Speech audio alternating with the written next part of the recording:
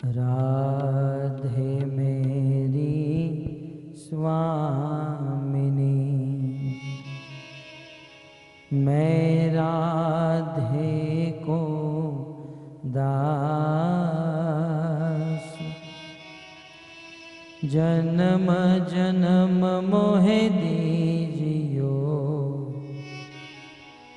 श्री वृंदावन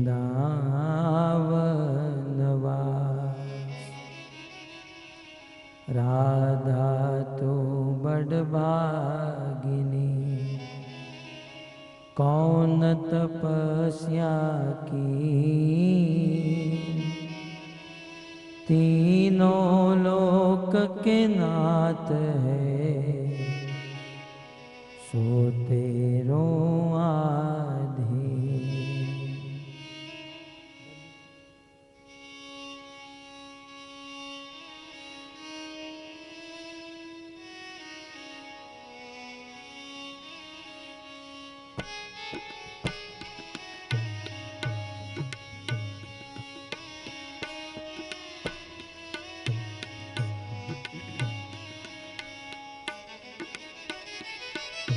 जय राधा माधव,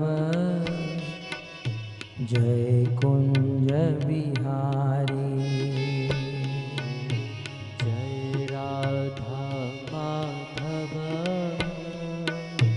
जय कुंज बिहारी। जय राधा माधव, जय कुंज बिहारी। जय राधा माधव, जय कुंज बिहारी। जय गोपी जन वल्लभ, जय गोपी जन वल्लभ, जय गोपी जन वल्लभ। जय गोपी जन वल्लभ। जय गिरिवरधारी, जय गिरिवरधारी। जय राधा माधव, जय कुंज बिहारी। जय राधा माधव, जय कुंज बिहारी।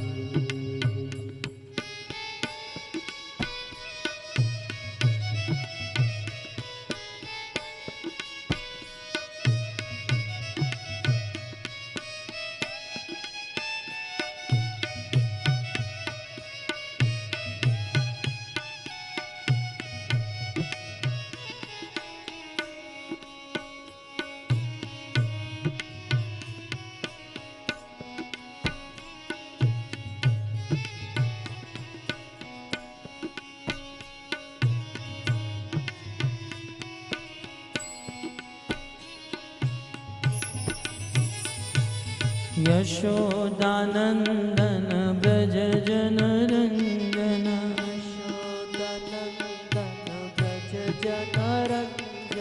यशोदानंदन ब्रज जन रंजन।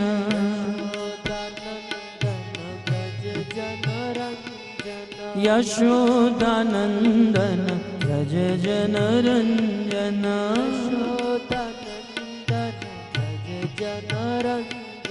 यशोदानंदन ब्रज जन रंजन।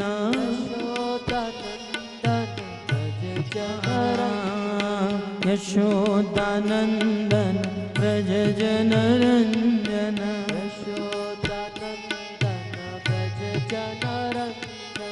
यशोदानंदन ब्रज जन रंजन।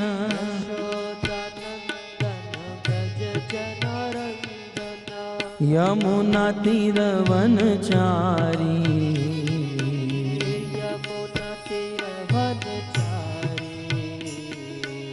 यमुना तीर वनचारी। यमुना तीर वनचारी। जय गिरिवर गिरिवरधारी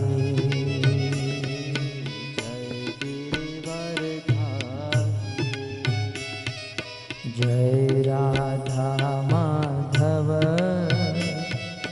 जय कुंज बिहारी जय राधा माधव जय कुंज बिहारी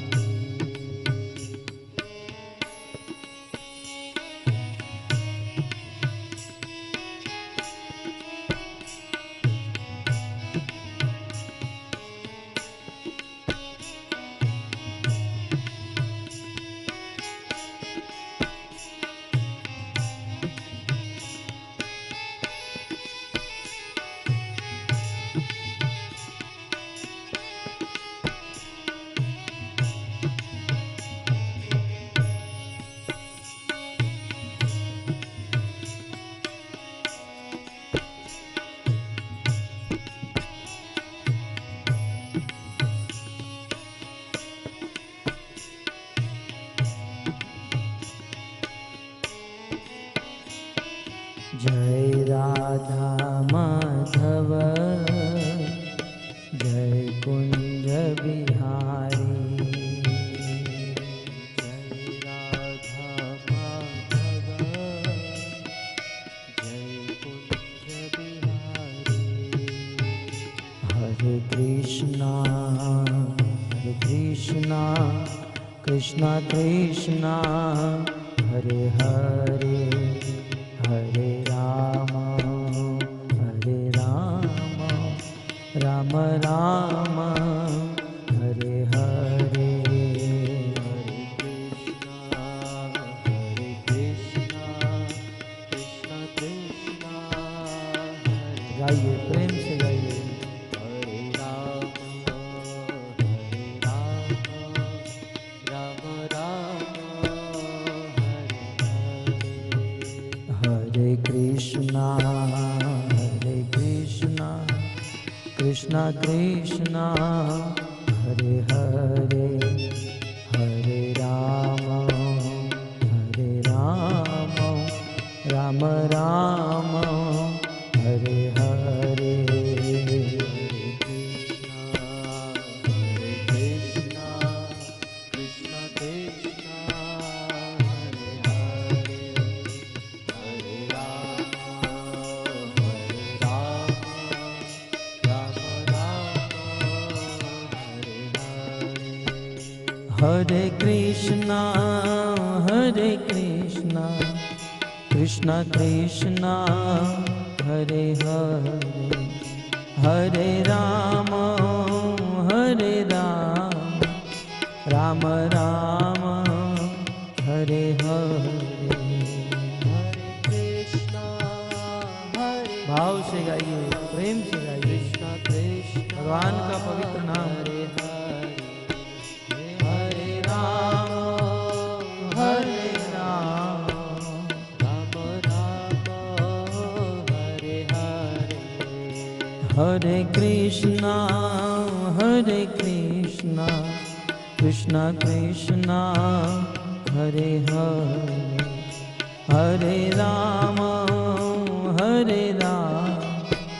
राम राम हरे हरे कृष्णा हरे से गाइए Krishna Krishna Hare Hare Hare Ram Ram Ram Hare Hare Hare Krishna Krishna Krishna Hare Hare Hare Ram Ram Ram Hare Hare Krishna Krishna Krishna Hare Hare Hare Ram Ram Ram Hare Hare Hare Krishna Krishna Krishna Krishna Hare Hare Hare Ram Ram Ram Hare Hare Hare Krishna, Krishna Krishna, प्रेम से गाइए Hare Ram, Ram Ram, Hare Hare. हरे Krishna Krishna Krishna Hare Hare Hare Ram Ram Ram Hare Hare Hare Krishna, Krishna Krishna, Hare Hare, Hare Ram, Ram Ram, Hare Hare. हरे Krishna Krishna Krishna Hare Hare Hare Ram Ram Ram Hare Hare Hare Krishna, Hare प्रेम से गाइए Krishna Krishna, Hare Hare, Hare Rama, Ram Rama, Hare Hare. हरे Krishna Krishna Krishna Hare Hare Hare Ram Ram Ram Hare Hare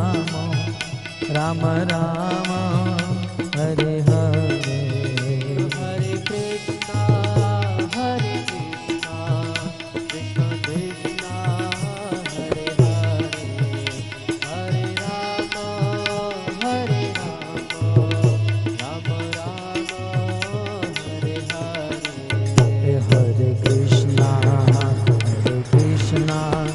Krishna Krishna, Hare Hare, Hare Rama, Ram Rama, Hare Hare.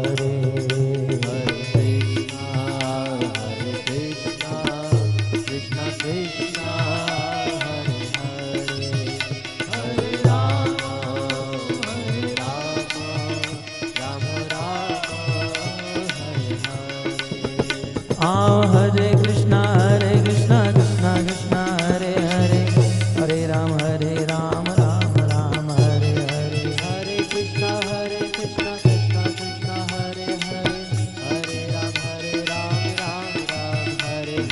हरे Krishna Krishna Krishna Hare Hare Hare Ram Ram Ram Hare Hare Hare Krishna, Krishna Krishna, Hare प्रेम से Hare, Hare Ram, Ram Hare. बोलो हरे Krishna Krishna Krishna Hare Hare Ram Ram Ram Hare Hare Hare Krishna, Krishna Krishna, Hare Hare, Hare Ram, Ram Hare. हरे Krishna Krishna Krishna Hare Hare Hare Ram Ram Ram Hare Hare Hare Krishna, Krishna Krishna, Hare Hare, Hare Rama, Ram Rama, Hare Hare. हरे Krishna Krishna Krishna Hare Hare Hare Ram Ram Ram Hare Hare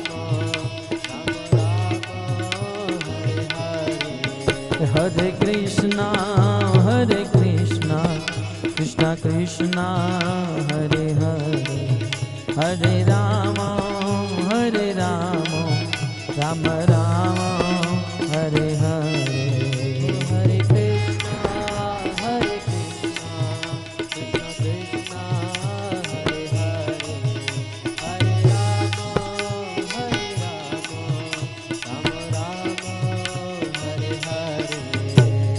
Hare Krishna Krishna Krishna Hare Hare Hare Ram Ram Ram Hare Hare Hare Krishna, Krishna Krishna, Hare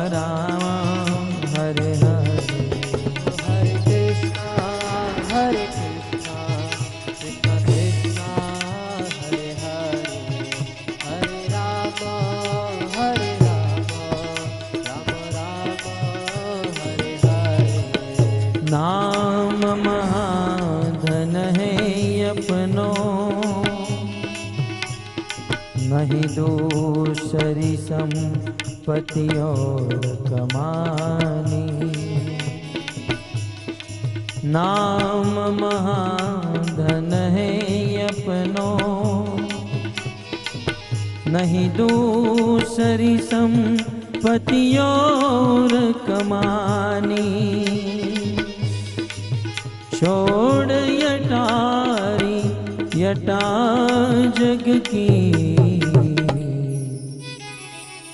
हमको कुटिया ब्रज माही बनानी। हमको कुटिया ब्रज माही बनानी। हमको कुटिया ब्रज माही बनानी। हमको कुटिया ब्रज माही बनानी। टूक मिले रसिकों की सदा, और पीबन को यमुना जल पानी। टूक मिले रसिकों की सदा, और पीबन को यमुना जल पानी। हमें औरन की परवाह नहीं, अपने ठकुरानी शिराधिकारानी। अपनी ठकुरानी शिराधिकारानी। अपनी ठकुरानी शिराधिकारानी। अपनी ठकुरानी शिराधिकारानी। अपनी ठकुरानी शिराधिकारानी। अपनी ठकुरानी शिराधिकारानी। हूँ राधा श्याम सुंदर, राधा श्याम सुंदर, राधा श्याम सुंदर राधे। राधा श्याम सुंदर, राधा श्याम सुंदर, राधा श्याम सुंदर राधे। राधा श्याम सुंदर, राधा श्याम सुंदर, राधा श्याम सुंदर राधे। राधा श्याम सुंदर, राधा श्याम सुंदर, राधा श्याम सुंदर राधे। कृष्ण बलराम, कृष्ण बलराम, कृष्ण बलराम, जय कृष्ण बलराम। जय कृष्ण बलराम, कृष्ण बलराम, कृष्ण बलराम, जय कृष्ण बलराम। कृष्ण बलराम, कृष्ण बलराम, कृष्ण बलराम, जय कृष्ण बलराम। जय कृष्ण बलराम, कृष्ण बलराम, कृष्ण बलराम, जय कृष्ण बलराम। हम गौरनिताय जय गौरनिताय, गौरनिताय जय गौरनिताय।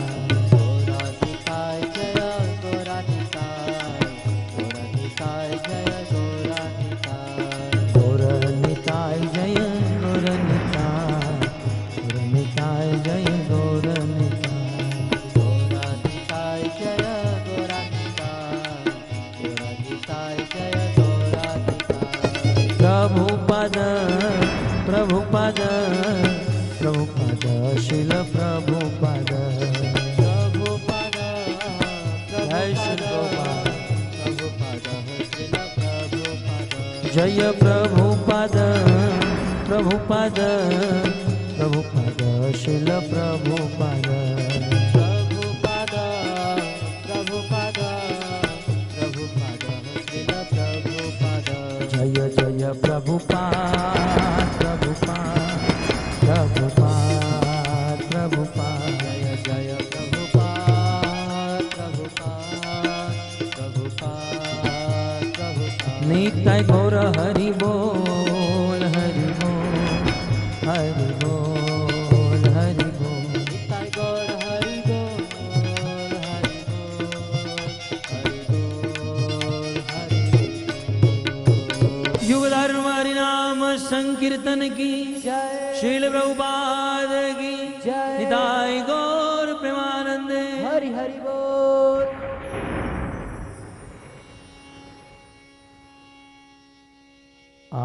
आराध्यो भगवान ब्रजेश तनय,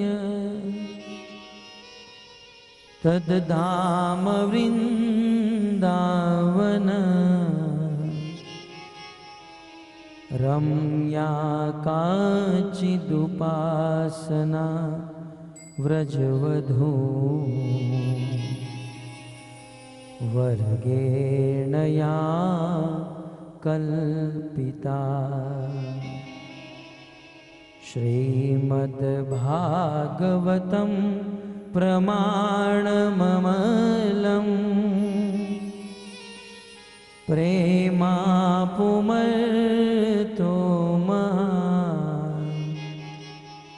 श्रीचैतन्यमहाप्रभो मतमिदं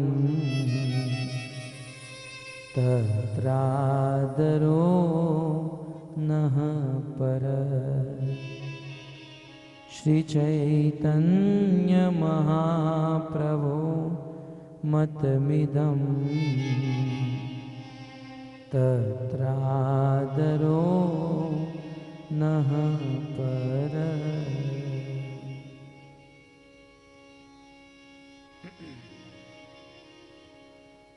वंशी विभो शितकरा नवनीरदाभा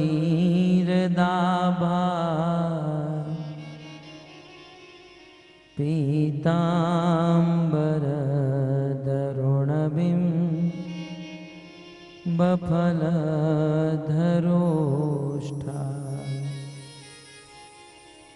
पूर्णेन्दुसुन्दरमुखात् अरविन्दनेत्रा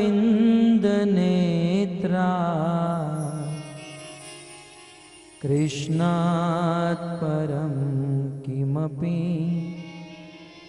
तत्त्व अहं न जाने। योऽन्तः प्रविश्य मम वाचमिमां प्रसुप्ता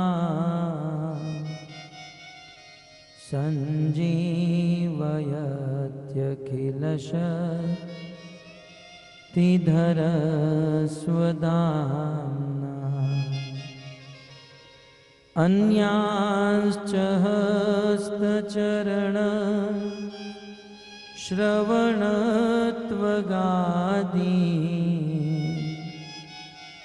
प्राणान्नमो भगवते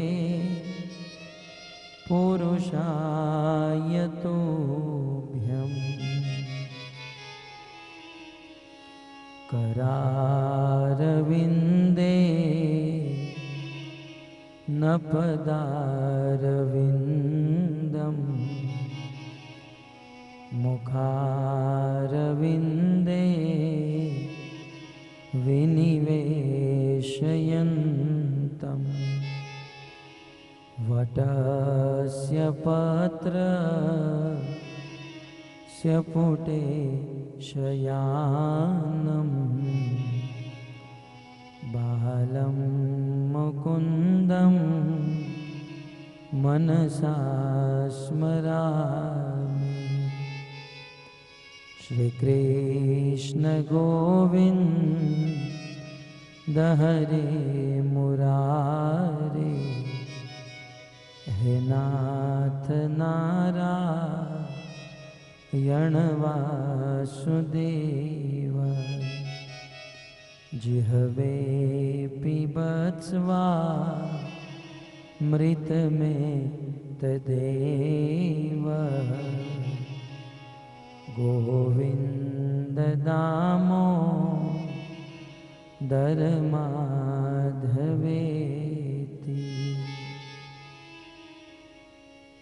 ॐ नमो भगवते वासुदेवाय।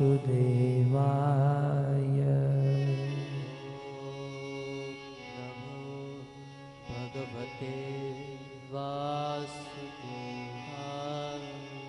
ॐ नमो भगवते वासुदेवाय।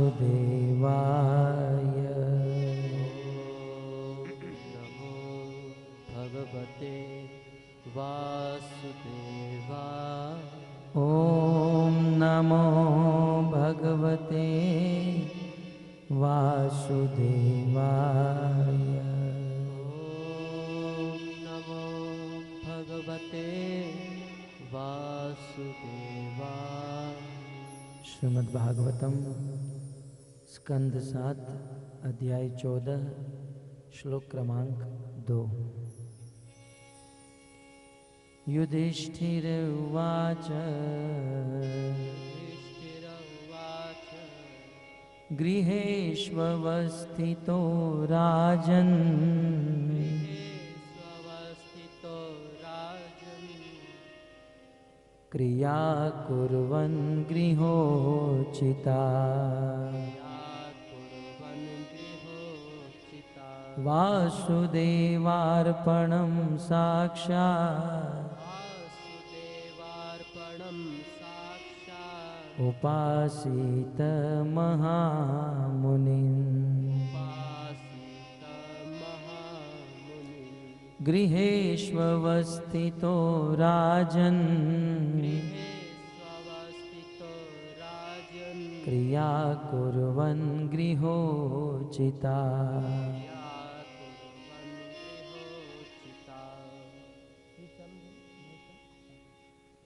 वासुदेवार्पणं साक्षात् वासुदेवार्पणं साक्षात् उपासीत महामुनिम् उपासित महामुनिः। गृहेष्वस्थितो राजन् गृहे स्वस्थितो राजन् क्रिया कुर्वन् गृहोचिता क्रिया कुर्वन् गृहोचिता वासुदेवार्पणं साक्षात् वासुदेवार्पणं साक्षात् उपासीत महामुनिम् उपासित महामुनिः। जय जय श्री राधा रमण जय जय नवल किशोर जय गोपी चित चोर प्रभु जय जय माखन चोर।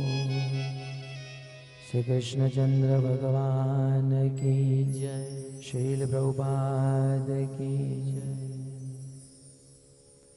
हरे कृष्णा कृष्णा कृष्णा कृष्णा हरे हरे हरे राम राम राम हरे।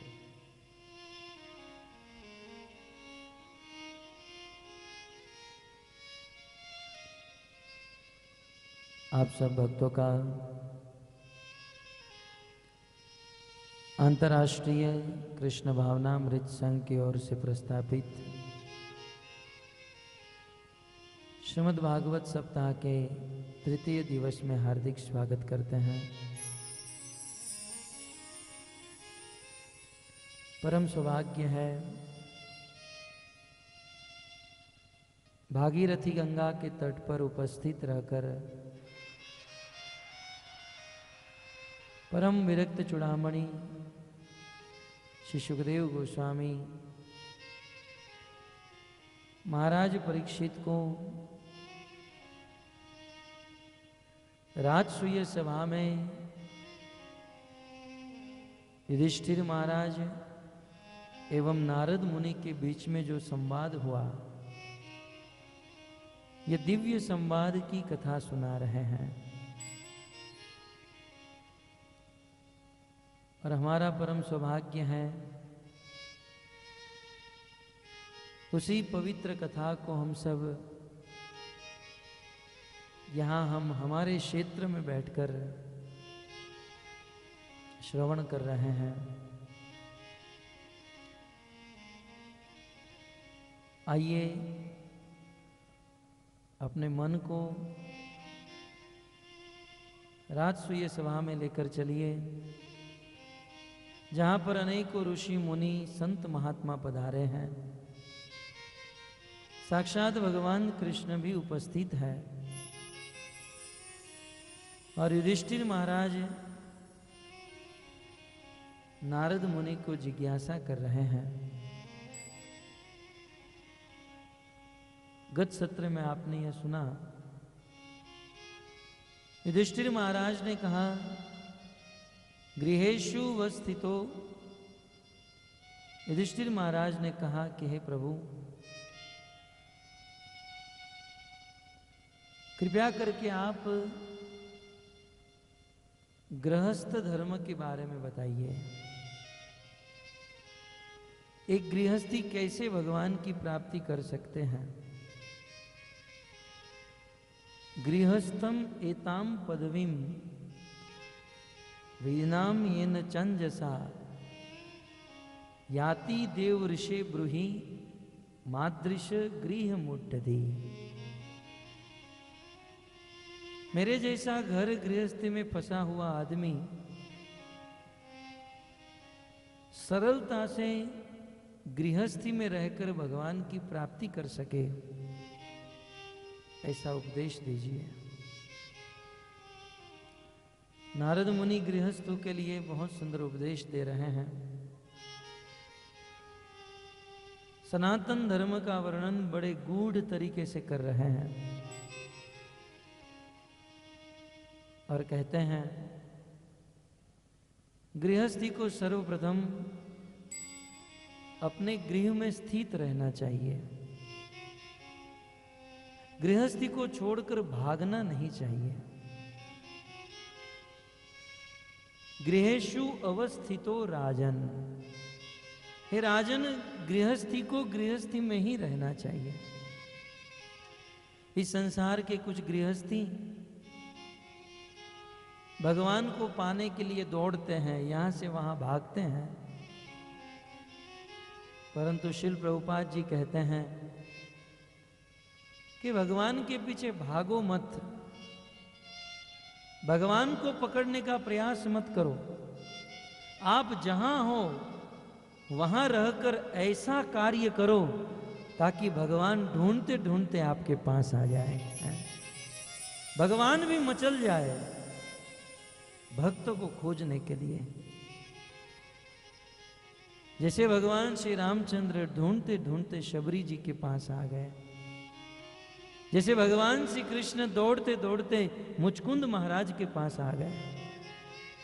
जीवन में ऐसे कार्य करें जिससे भगवान भी अपने धाम से उतरकर हमें खोजने के लिए आ जाए। अतः गृहस्थी में रहकर सर्वप्रथम गृहस्थी के कर्तव्य को निभाना चाहिए।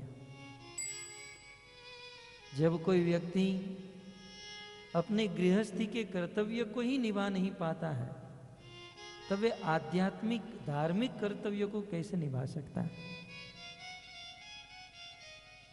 तो गृहस्थी में रहकर गृहस्थी के कर्तव्य करें, और एक गृहस्थ जो भी करे वह सारी चीज वासुदेव भगवान श्री कृष्ण को अर्पण करे। कृष्ण का एक नाम वासुदेव है। मॉनिटर थोड़ा बड़ा। वासुदेव के बहुत अर्थ होते हैं। वासुदेव का एक अर्थ होता है जो समस्त जीवों के हृदय में परमात्मा के रूप में वास करते हैं, अतः उन्हें वासुदेव कहा जाता है।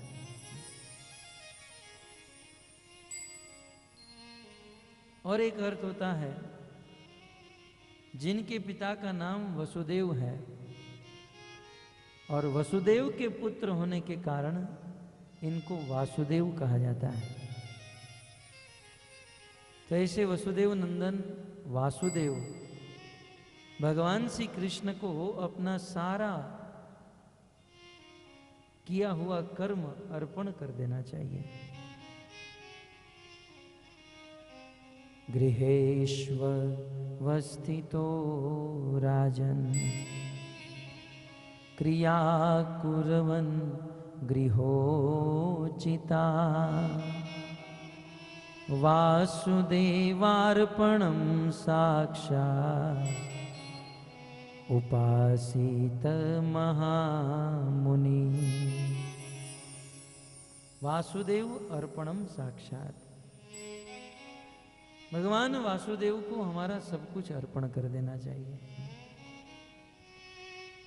इस संसार में कुछ लोग भगवान को अर्पण तो करते हैं, भगवान को कुछ देते हैं, लेकिन देने के बाद कितना अभिमान रखते हैं, अहंकार रखते हैं कि मैंने दान दिया, मैंने डोनेशन दिया, हम क्या दान दे सकते हैं।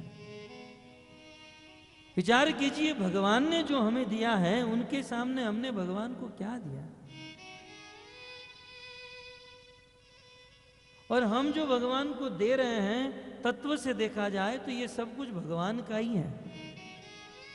भगवान की ही वस्तु भगवान को देकर हम अहंकार करते हैं कि हमने कुछ दे दिया। सब कुछ भगवान का है। ईशावास्येदं सर्वम यत् किंचित जगत्याम जगत, ये पूरा जगत भगवान से प्रकट हुआ है। इसलिए इस जगत की प्रत्येक वस्तु के ऊपर भगवान का अधिकार है। अतः इस संसार की सभी वस्तु के प्रथम भोक्ता भगवान श्री कृष्ण है। अतः संसार की सारी वस्तु जो हम कमाते हैं, जो हम उपार्जित करते हैं, सर्वप्रथम वासुदेव को अर्पण कर देनी चाहिए। आपके मन में प्रश्न हो सकता है कि जब सब कुछ भगवान का ही है तो फिर भगवान को अर्पण करने से क्या लाभ है? बस तो लाभ है, ये सत्य है, सब कुछ भगवान का है, लेकिन फिर भी हम भगवान की वस्तु ही भगवान को अर्पण करते हैं। तेरा तुझको अर्पण है। तो भगवान के हृदय में एक प्रेम की भावना उत्पन्न होती है। उदाहरण के तौर पर एक पिता के दो पुत्र होते हैं। पिताजी दोनों पुत्र को 10-10 रुपया दे दे। एक पुत्र दुकान में जाकर चॉकलेट खा ले या सिगरेट पी जाए, और दूसरा पुत्र 10 रुपये के पेड़े खरीद कर, लड्डू खरीद कर अपने पिता के पास आए, पिताजी मैं आपके लिए लड्डू लेकर आया। पिताजी जानते हैं कि ये मेरे पैसे के लड्डू हैं, लेकिन फिर भी पिताजी प्रसन्न होते हैं। और दूसरी बार जब देना होगा तो पहले पुत्र को कुछ नहीं देंगे और इस दूसरे पुत्र को 100 रुपया देंगे। बोले सही जगह पर इस्तेमाल कर रहा है। वैसे यदि हम भगवान की ही वस्तु भगवान को अर्पण करते हैं, चिंता मत करो, भगवान किसी का रखते नहीं है। कुछ लोग सोचते हैं हम भगवान को दे देंगे तो फिर हमारे पास क्या बचेगा। भगवान के पास कोई कमी नहीं है। ऐसा नहीं कि वैकुंठ में मंदी चल रही है, वहाँ भगवान की फैक्ट्री बंद हो गई है, कि वहाँ खेतों में बारिश नहीं हो रहा है, ऐसी कोई बात नहीं है। भगवान किसी का रखते नहीं है। जब हम भगवान को देते हैं तो भगवान सैकड़ों गुना हमको वापस लौटाते हैं। अतः थोड़ा ऊपर कर दो, हमारी ऊपर आवाज। अतः भगवान की वस्तु भगवान को देनी चाहिए। वासुदेव अर्पणम साक्षात।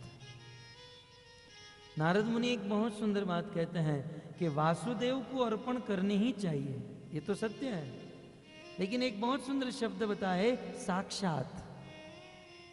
वासुदेव अर्पणम साक्षात। जीवन की सारी वस्तु साक्षात भगवान को देनी चाहिए। साक्षात का अर्थ है डायरेक्ट भगवान को देनी चाहिए, वाया वाया नहीं देनी चाहिए। साक्षात शब्द बड़ा महत्वपूर्ण है। साक्षात माने सीधे भगवान कृष्ण को ही वस्तु देनी चाहिए। इस संसार में आप किसी देवी देवताओं की पूजा करते हो, आप देवी देवताओं को कुछ देते हो, आखिर देवी देवता वह सारी चीज भगवान को देते हैं। गीता में कृष्ण कहते हैं, भोक्ताराम यज्ञ तपसाम सर्वलोक महेश्वरम सुहृदम सर्वभूतानाम ज्ञात्वा माम शांति मृच्छति। हे अर्जुन, सभी तपस्या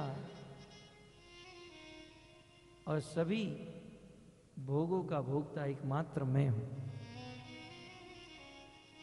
अतः अल्टीमेटली संसार में आप कुछ भी किसी को भी देते हो तो आखिर तो वो भगवान के पास ही जाता है। आप इस दुनिया में किसी से भी प्रेम करते हो, आखिर तो भगवान से ही प्रेम हो रहा है। इस दुनिया में आखिर तो सब लोग भगवान को ही देते हैं, भगवान से ही प्रेम करते हैं। उदाहरण के तौर पर जब किसी पति पत्नी के बीच में प्रेम होता है और मान लो पति की मृत्यु हो गई, पत्नी रो रही है, पेपर में भी देते हैं कि वो चले गए, चल बसे। यदि उस रोती हुई पत्नी को पूछा जाए आप क्यों रो रहे हो, रोने का कारण क्या है, तब वो पत्नी कहे कि वो चले गए। अब रोने का कारण क्या है? तुम जिसके लिए रो रही हो वो तो तुम्हारे सामने लेटा है? रोने का कारण दो ही हो सकता है, या तो तुम इस शरीर के लिए रो रही हो, या तो शरीर के अंदर से परमात्मा निकल गए उसके लिए रो रही हो। किसी के मर जाने पर जब लोग रोते हैं तो जिसके लिए रोते हैं वह शरीर तो सामने पड़ा है। वास्तव में इस दुनिया में लोग किसी के मरने पर उस व्यक्ति के शरीर के लिए नहीं रोते हैं, शरीर तो सामने है, परंतु शरीर से निकले हुए आत्मा के लिए, परमात्मा के लिए रोते हैं। जब तक परमात्मा किसी के देह में है तब तक प्रेम है, जैसे ही परमात्मा निकल जाते हैं सारा प्रेम समाप्त हो जाता है।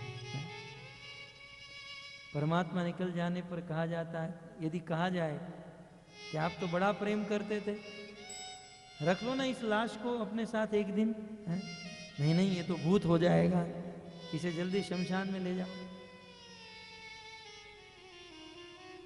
वास्तव में सभी जीवों का प्रेम परमात्मा के साथ, लेकिन अंतर इतना ही है कि ये प्रेम साक्षात नहीं है, इनडायरेक्टली है, अप्रत्यक्ष रूप से है। और हमें प्रत्यक्ष रूप से भगवान से प्रेम करना चाहिए। प्रत्यक्ष रूप से भगवान को हमारे कर्म अर्पण करने चाहिए, किसी के द्वारा नहीं, किसी के माध्यम से नहीं। साक्षात शब्द महत्वपूर्ण है।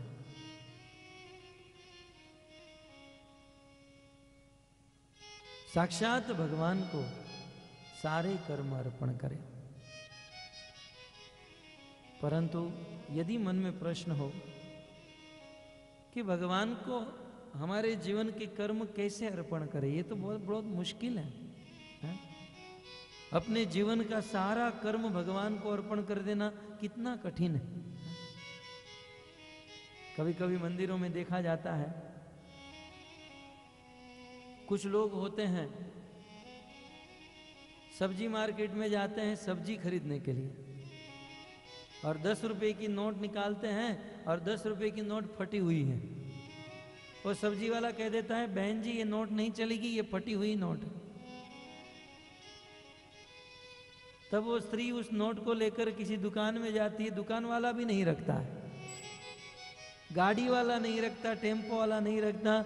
जब पूरी दुनिया में वो 10 की नोट नहीं चलती है तब बहन जी सोचती हैं कि अब ये 10 रुपया मैं मंदिर में दान करूंगी। आप कभी मंदिर की दान पेटी खोलकर देखिए कितने फटे हुए नोट। भगवान को 10 रुपये भी देना उसमें आदमी 1000 बार सोचता है। तो जब 10 रुपया भगवान को नहीं दे सकता, अपना जीवन और जीवन के सारे कर्म फल वासुदेव को कैसे अर्पण कर सकता है? बहुत मुश्किल। और भक्तों, जब तक भगवान को हम अर्पण नहीं करेंगे, भगवान को जब तक हम समर्पित नहीं होंगे, तब तक भगवान नहीं मिलेंगे।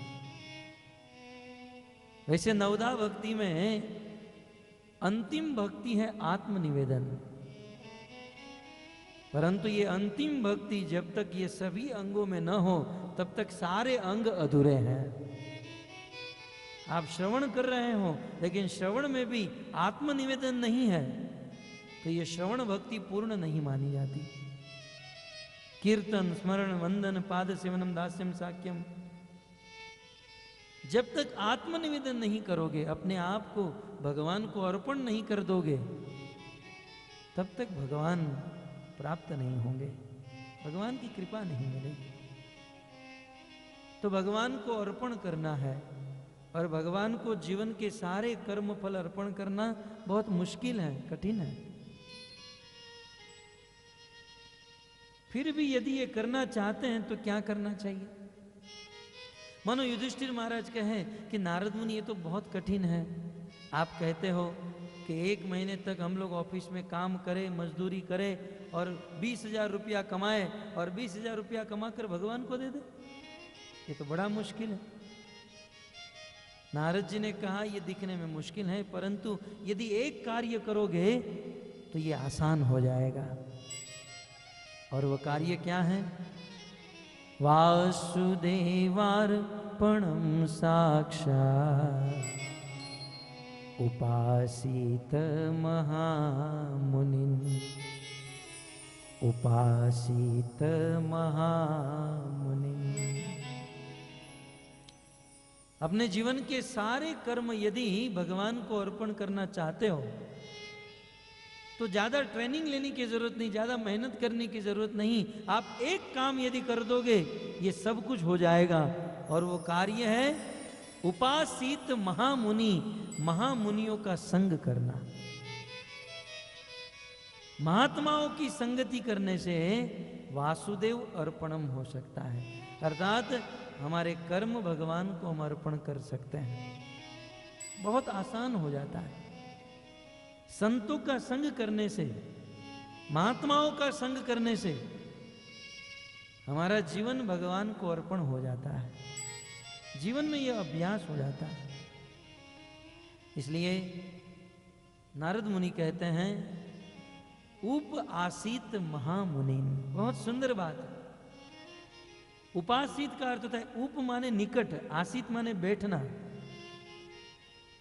कहते हैं महामुनियों के बाजू में, महामुनियों के चरणों में बैठना चाहिए, निकट बैठना चाहिए, दूर नहीं।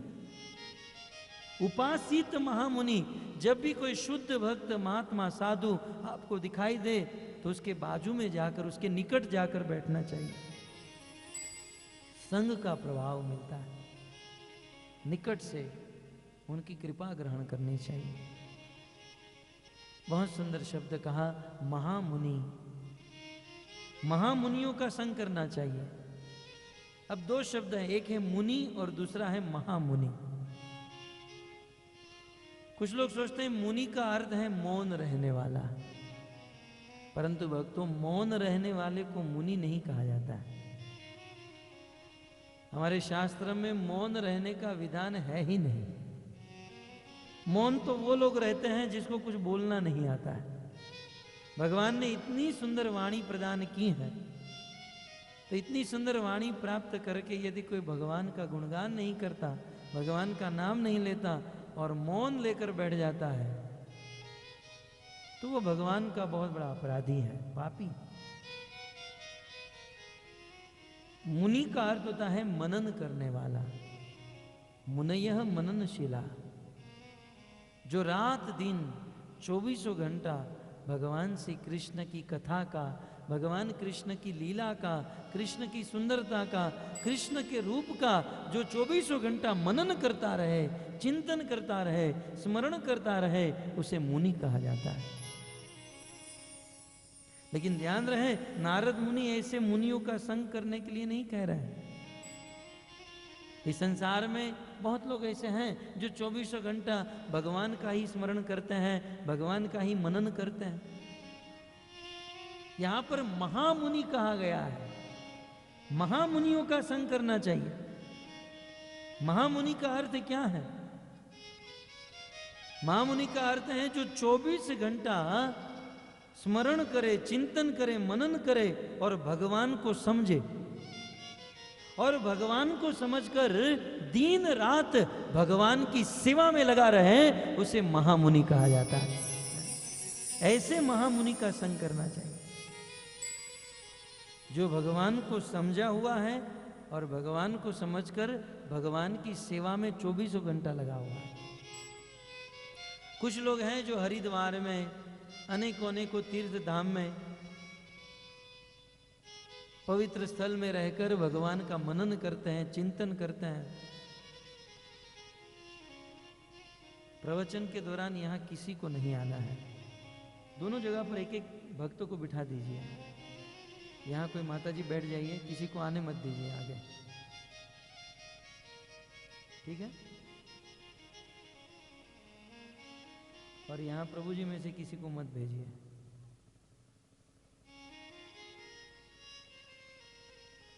बैठा है कोई? नहीं आएगा ना अभी?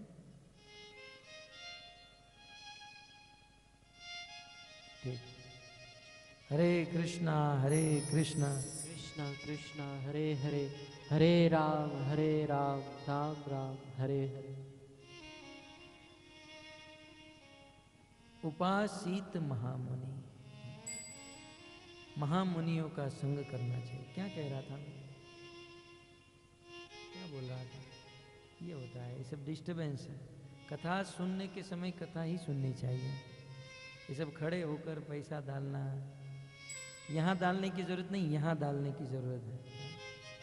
इस कथा को बुद्धि में बिठाकर हृदय में उतारने की जरूरत है।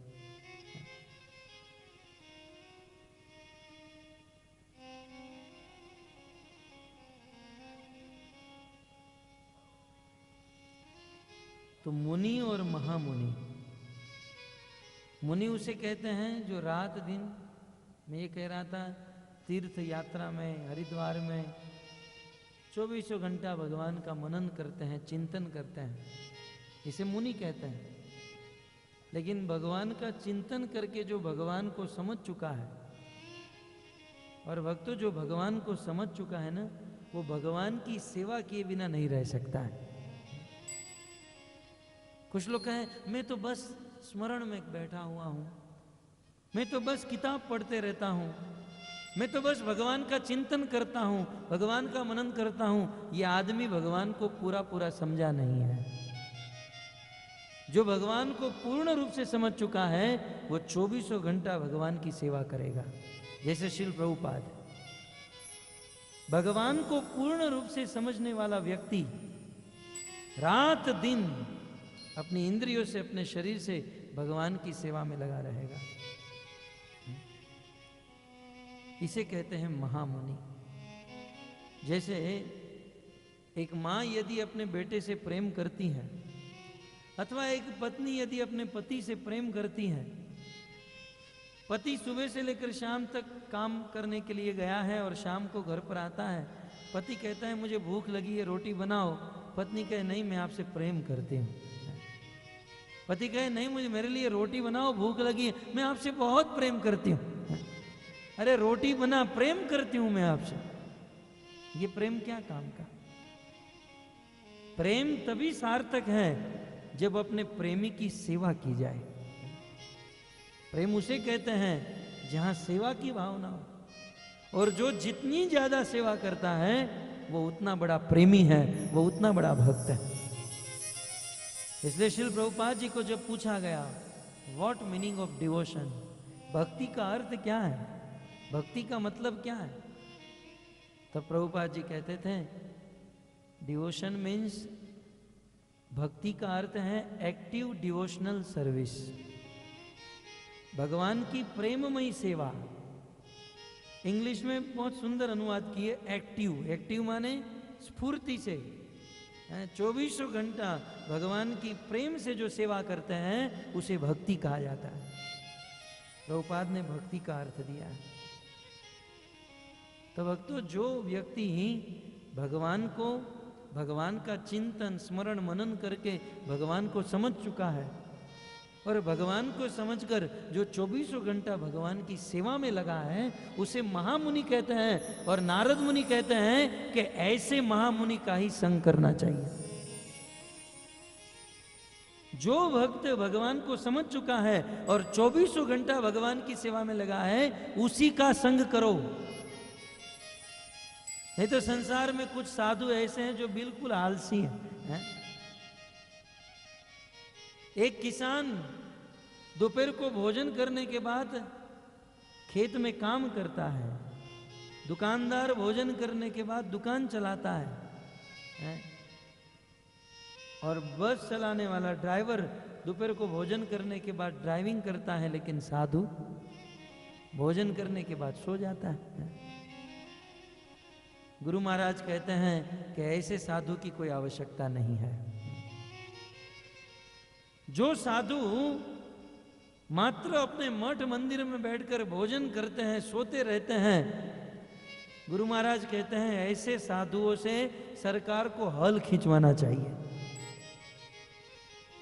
क्योंकि ऐसे साधु इस पृथ्वी पर बोझ बनकर बैठे हैं। अतः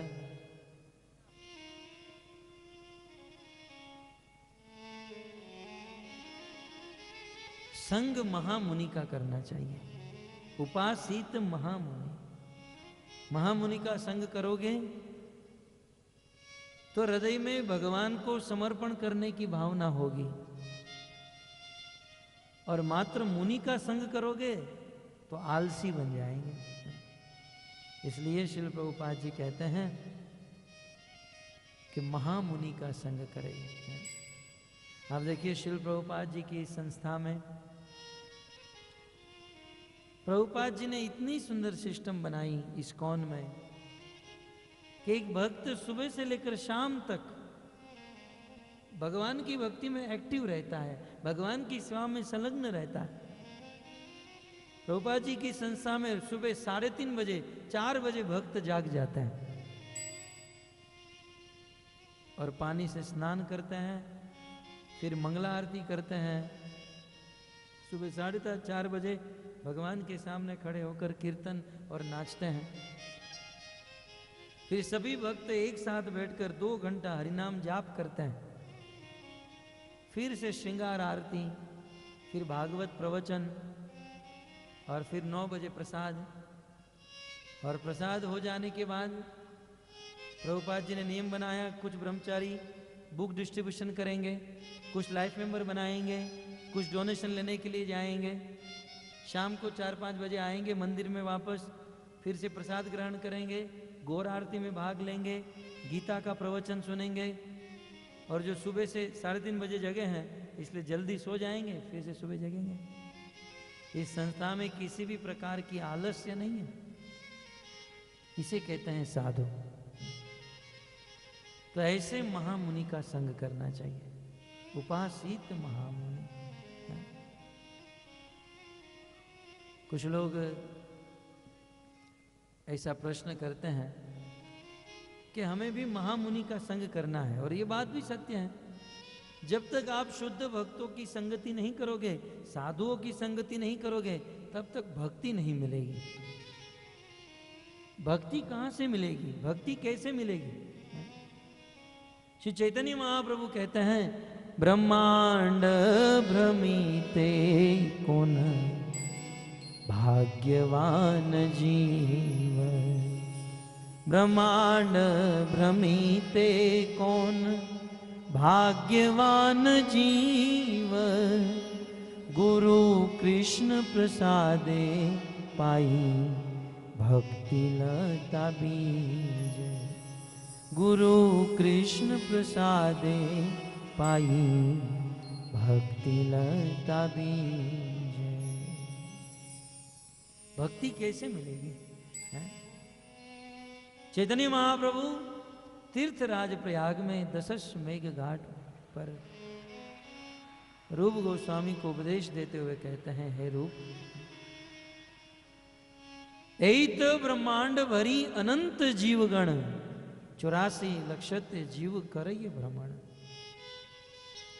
इस ब्रह्मांड में अनेकों अनेकों जीव भ्रमण कर रहे हैं। भक्तों, इस संसार में अनेकों जीव रहते हैं,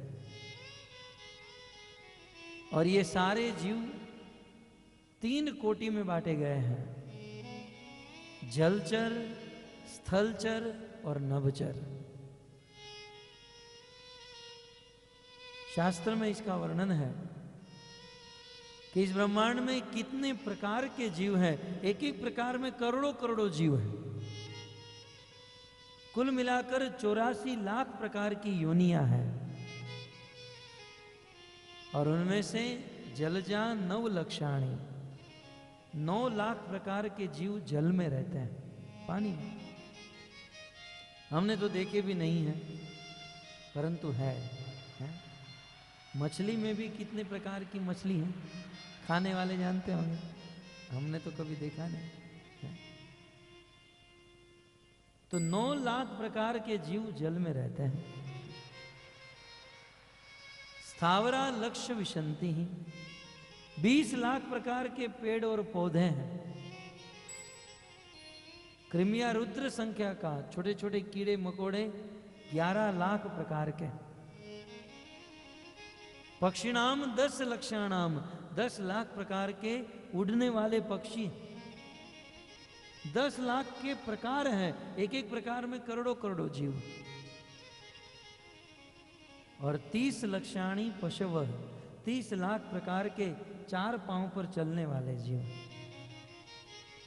कुछ लोग कह सकते हैं कि भाई हमने तो देखे नहीं। भक्त, तो ये मात्र पृथ्वी की बात नहीं, ये ब्रह्मांड में 14 लोक हैं और 14 लोकों में मिलकर 84 लाख प्रकार की योनियां हैं। 30 लक्षाणी पशव और 4 लक्षाणी मानुष, कुल मिलाकर 84 लाख की योनि। यह जीव, यह आत्मा अर्थात हम, यह जीवात्मा जब भगवान से विमुख होता है, यह जीवात्मा जब भगवान की सेवा नहीं करना चाहता है और स्वयं खुद भगवान बनना चाहता है, तब भगवान से दूर हो जाता है। और भगवान से दूर होकर, आध्यात्मिक जगत से दूर होकर इस भौतिक जगत में फंस जाता है। यह भौतिक जगत भगवान की बहिरंगा शक्ति माया और माया के 3 गुण सत्व रजस तमस से बना हुआ है। तीनों गुणों से बने हुए इस संसार में यह जीव फंस जाता है और अनेकों प्रकार के दुख भुगतता है, कर्म करता है। कर्म करते हुए अनेकों कर्म बंधन में फंस जाता है और अपने अपने कर्म के अनुसार मरने के बाद कभी गाय बनता है, कभी बैल, कभी गधा, कभी कुत्ता। ऐसे करते करते 84 लाख की योनि में भ्रमण करता है। भक्तों, ये हमारी और आप सबकी बात कर रहे हैं। हम लोग ये सभी योनियों में भ्रमण करके आए हैं।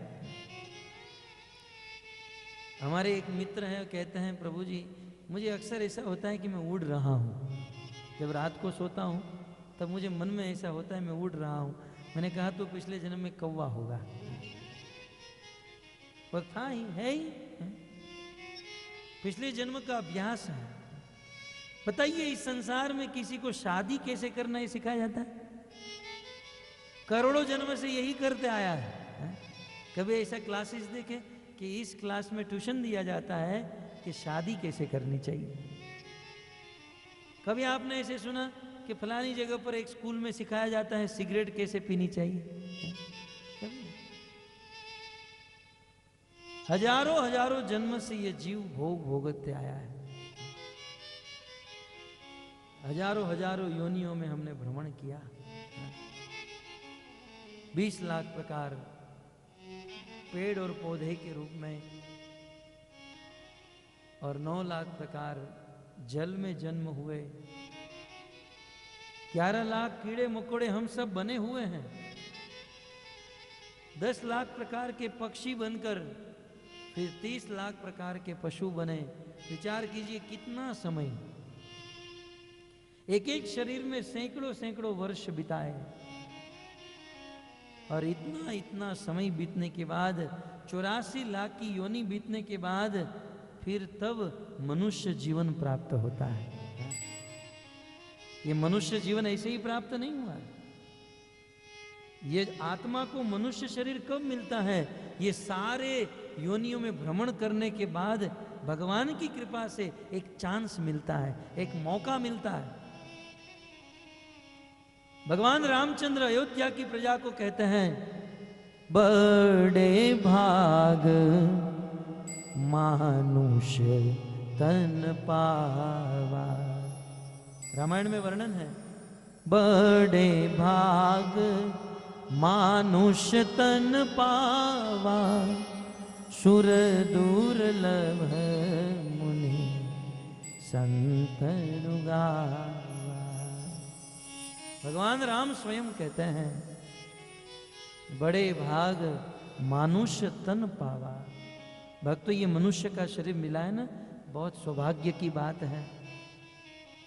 सौभाग्य की बात, ये मनुष्य का शरीर मिला। क्यों? क्योंकि हजारों हजारों जन्म से 84 लाख की योनियों में हम जो भ्रमण कर रहे हैं ना,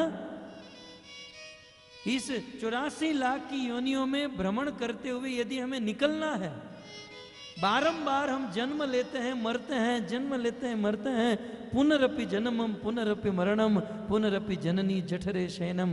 भगवान शंकराचार्य ने जिस दुख का वर्णन किया, बार बार माँ के गर्भ में आना, बार बार जन्म मृत्यु जरा व्याधि, बार बार जन्म लेना और मरना, ये चलता रहता है और यही दुख का सबसे बड़ा कारण है। और इस जन्म मरण के चक्र से यदि मुक्त होना चाहते हैं तो हमारे पास एक चांस है, और वो है मनुष्य जीवन। ये मनुष्य जीवन ही एक ऐसा जीवन है जिस मनुष्य जीवन में हम 84 के चक्कर से मुक्त होने का उपाय कर सकते हैं। 84 लाख की योनियों के चक्कर से मुक्त होने का उपाय इस मनुष्य जीवन में ही हो सकता है। एक गधा यदि चाहे कि बस अब बहुत हो गया, अब मैं जीना नहीं चाहता, अब मुझे भगवान के धाम में जाना है, तो ये कभी हो नहीं सकता है। एक कुत्ता यदि चाहे कि मैं कथा सुनूंगा, अभी आया था ना कुत्ता, कथा में आ भी जाए तो उसको समझ में क्या आएगा है? और यदि वह कुत्ता बैठ भी जाए, कथा समझ में भी आ जाए, तो भजन कैसे कर पाएगा? क्योंकि उनके पास ऐसा शरीर ही नहीं है कि भजन कर सके। अर्थात भक्तों, भजन करने के लिए, भगवान की प्राप्ति करने के लिए, 84 लाख के चक्कर से मुक्त होने के लिए, ये रात दिन की मगजमारी, ये दुख दर्द जन्म मृत्यु जरा व्याधि से पूर्ण रूप से नित्य काल के लिए मुक्त होने के लिए ये मनुष्य जीवन ही बेहतर है। मनुष्य जीवन ही समर्थ है। इसलिए मनुष्य जीवन बहुत कीमती है, बहुत मूल्यवान है। प्रहलाद महाराज भी कहते हैं, दुर्लभम मानुषम जन्म तदप्य ध्रुव मर्थदम। ये मनुष्य जीवन बहुत दुर्लभ है। तो भक्तों, कितने बड़े सौभाग्य की बात है कि हम सब लोग मनुष्य के रूप में जन्म लिए हैं। और उससे भी बड़ा सौभाग्य कि हमारा जन्म भारतवर्ष में हुआ है।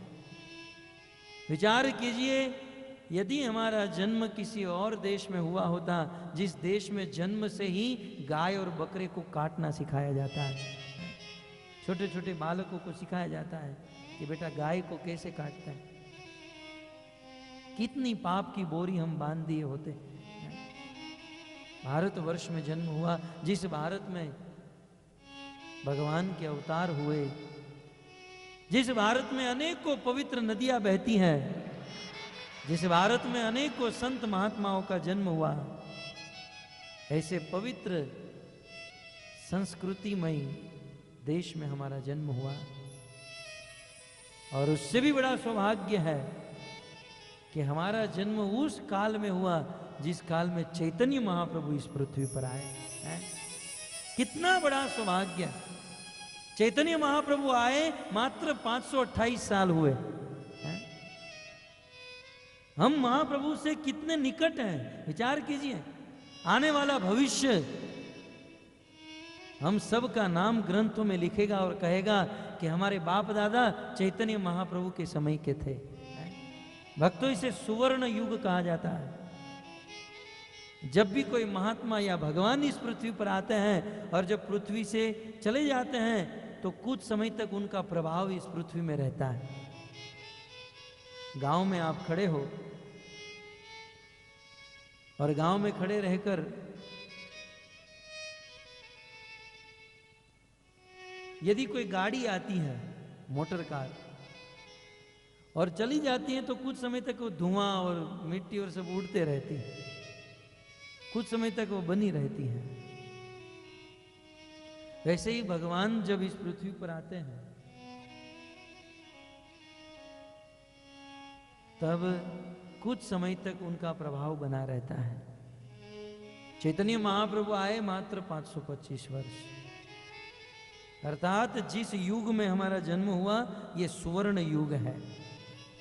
ये आप गले में कंठी, भाल में तिलक देख रहे हैं ना, ये महाप्रभु की अहेतु की कृपा है। नहीं तो हम इतने पापी हैं, पूर्व जन्म में इतने पाप किए हैं, हमारे गले में तुलसी की कंठी कहां से है? हमारे भाल में तिलक कहां से? ये तो महावदान्याय, ये महादानी, परम करुणा वरुणालय चैतन्य महाप्रभु की कृपा, जिससे हम लोग आज भजन में लगे हुए हैं। कितना बड़ा सौभाग्य! एक तो भगवान ने मनुष्य बनाया और उसमें भी भारत भूमि में जन्म दिया, और उसमें भी चैतन्य महाप्रभु के समय में। और उससे बात तो हद हो गई कि शिल प्रभुपाद जी की इस्कॉन संस्था के साथ हमारा संपर्क करवा दिया। ये भगवान की असीम कृपा है। प्रभुपाद जी की संस्था में जन्म दे दी। अब इतनी इतनी कृपा होकर भी यदि कोई भजन नहीं करता है तब तो नरोत्तम दास ठाकुर की तरह कहना पड़ेगा, मनुष्य जन्म पाइया राधा कृष्ण नाही भजिया। मनुष्य जन्म पाइया राधा कृष्ण नाही भजिया। जानिया सुनिया विष खाई। जानिया सुनिया विष खाई। मनुष्य जन्म पाइया राधा कृष्ण नाही भजिया। बंगला में ये भजन, मनुष्य जीवन प्राप्त करके राधा और कृष्ण का भजन नहीं किया तो वैसा ही है कि जानिया सुनिया विष खाइनु, जान बूझकर विष पी लिया। इसलिए भक्तों, मनुष्य जीवन को समझिए, इस मनुष्य जीवन की महिमा को समझिए, मनुष्य जीवन की महत्ता को समझिए। कुछ लोग कहते हैं कि 4 दिन की चांदनी ऐश कर लो, कल किसने देखा है? अब मनुष्य जीवन में आप ऐश करोगे भी तो क्या कर पाओगे? इस मनुष्य शरीर में यदि आप ऐश करना चाहते हो, क्या कर सकते हो? कुछ लोग सोचते हैं मैं बहुत खाऊंगा, खा पीकर आनंद करूंगा। कितना खा सकते हो?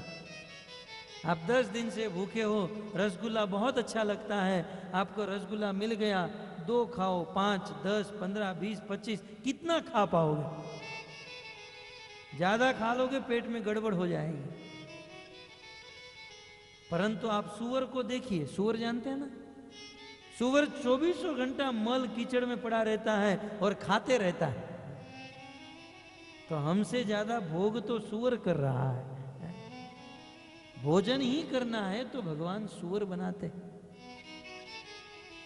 कुछ लोग कहते हैं शादी ब्याह करेंगे, बच्चे पैदा करेंगे, क्या कितना कर सकते हैं? कुत्ते और सुअर बच्चे पैदा करते हैं तो लाइन लगती है, डजनों में बच्चे होते हैं। हम क्या कर सकते हैं?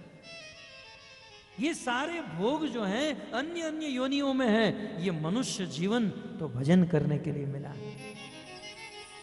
इसलिए गोस्वामी तुलसीदास जी रामचरितमानस में कहते हैं कि जिस व्यक्ति ने मनुष्य जीवन प्राप्त किया और भजन नहीं किया,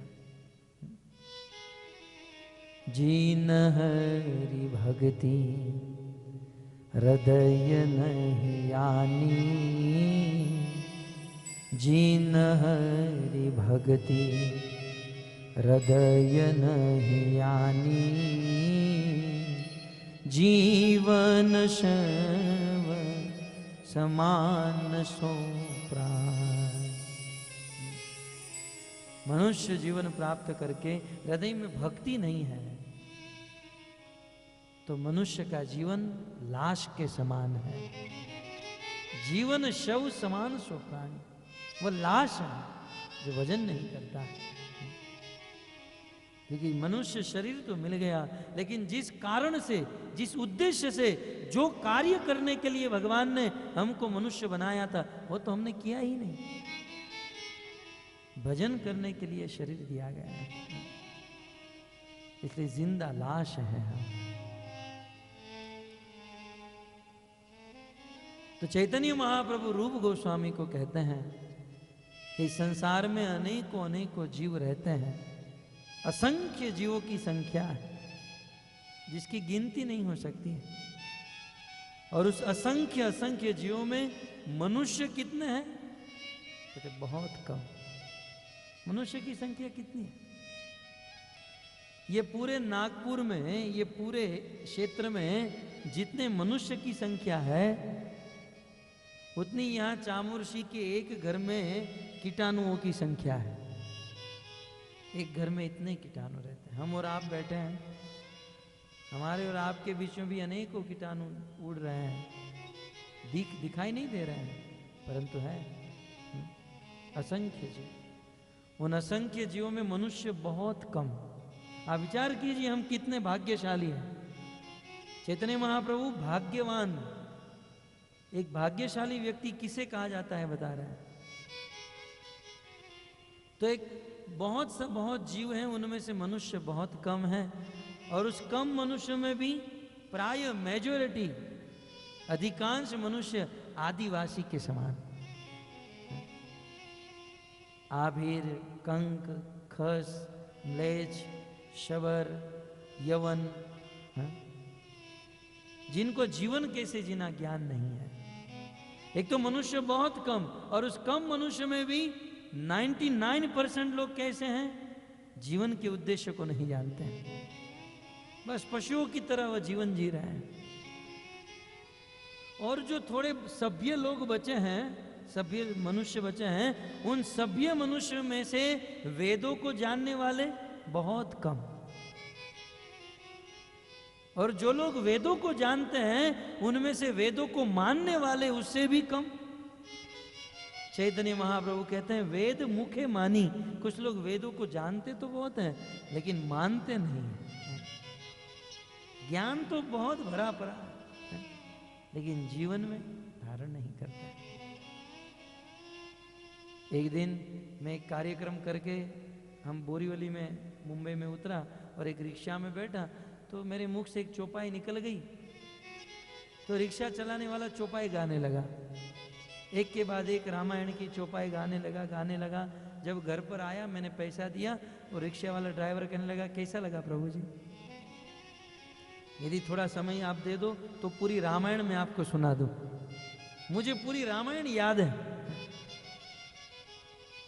मैंने देख लिया था उसके मुंह में गुटखा भरा हुआ था, तंबाकू खाया था।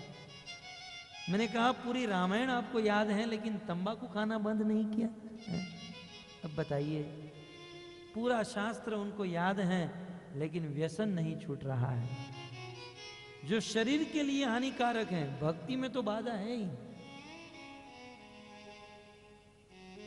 तो वेद मुखे मानी। कुछ लोग वेदों को जानते हैं, लेकिन जीवन में उतारते नहीं।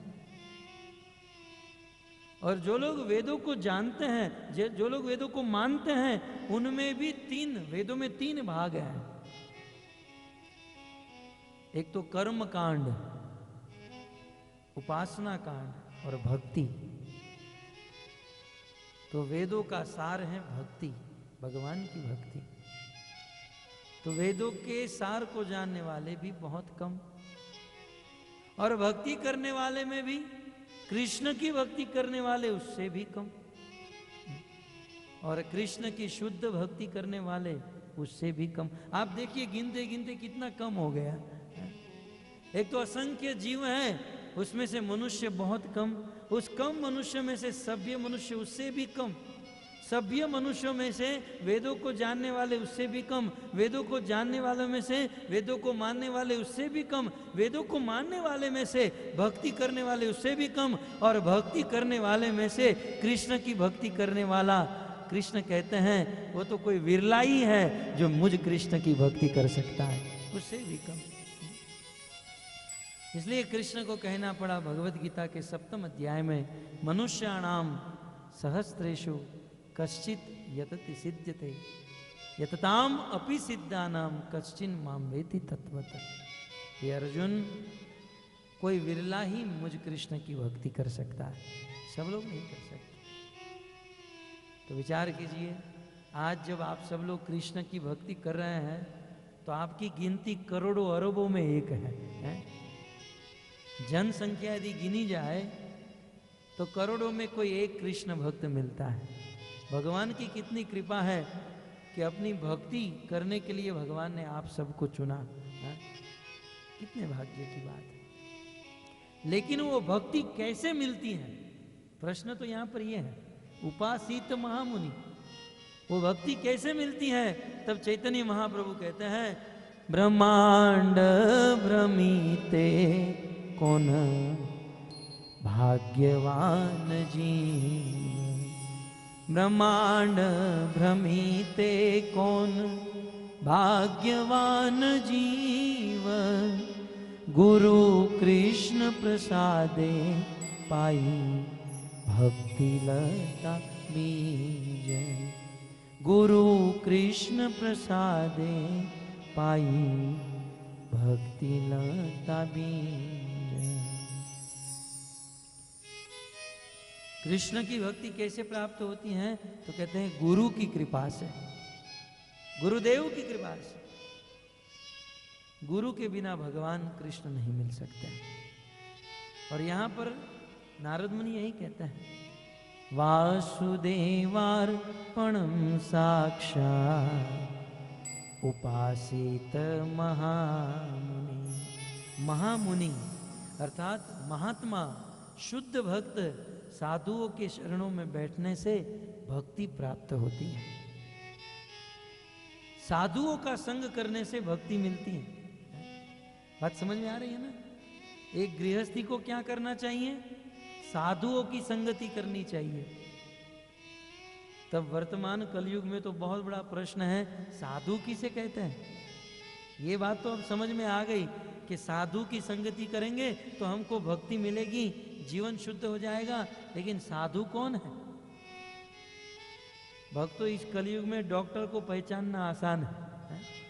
सफेद कोट होता है, कान में स्टेथोस्कोप होता है, समझ में आ जाता है डॉक्टर। इस कलयुग में वकील को पहचानना आसान है, काला कोट पहनते हैं, पहचान में आ जाता है। डॉक्टर को पहचानना आसान है, वकील को पहचानना आसान है, पुलिस को पहचानना आसान है, इंजीनियर को पहचानना आसान है, डाकू को पहचानना भी आसान है, लेकिन साधु को पहचानना इस कलयुग में बड़ा मुश्किल हो गया है। क्योंकि इस संसार में कुछ लोग साधु के वेश में पाखंडी घूम रहे हैं। ध्यान रहे, अपनी श्रद्धा में, अपनी श्रद्धा से किसी के द्वारा ठगा नहीं जाना चाहिए। हम जानते